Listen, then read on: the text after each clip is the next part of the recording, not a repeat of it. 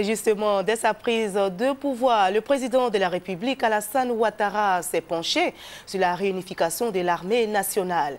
Et face à l'insécurité, les forces spéciales ont été créées pour lancer plusieurs opérations afin de sécuriser les Ivoiriens. Un an après, quel bilan peut-on tirer du processus de sécurisation? Abou Sanogo, éclairage. La création des forces républicaines de Côte d'Ivoire consacre la réunification de l'armée ivoirienne. Pour sécuriser la Côte d'Ivoire, plusieurs opérations seront menées après la mise en place de compagnies de sécurisation des axes routiers. Le bilan de l'opération Zidra permet d'appréhender plusieurs individus. Des armes sont saisies et automobiles aux propriétaires. À noter l'opération de dépollution du camp Galieni, du 2e bataillon de Daloa, du camp de la garde républicaine de Yamoussoukro et de la ville d'Abengourou. Pour lutter contre la prolifération et la détention illégale d'armes légères, un bureau de désarmement et de démobilisation voit le jour le 19 mars 2012. La Côte d'Ivoire a abrité 2 importantes rencontres au plan sécuritaire. La réunion d'urgence du comité des chefs d'état-major de la CEDEAO et la réunion des chefs d'état-major de l'Union du fleuve Mano.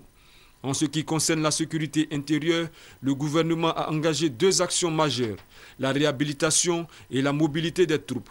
30 commissariats de police à Abidjan et 21 à l'intérieur, 5 préfectures de police, 7 districts et 5 directions centrales sont réhabilitées et entièrement rééquipées.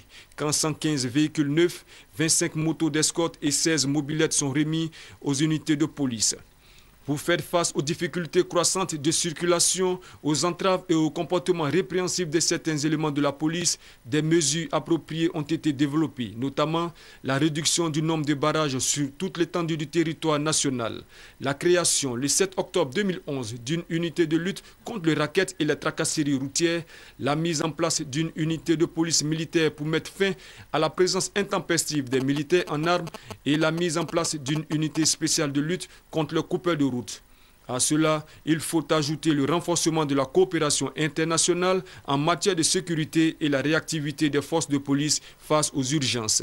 Cependant, beaucoup reste à faire au niveau de la discipline, de la sécurisation du pays, surtout à la frontière mixte ivoiro-libérienne.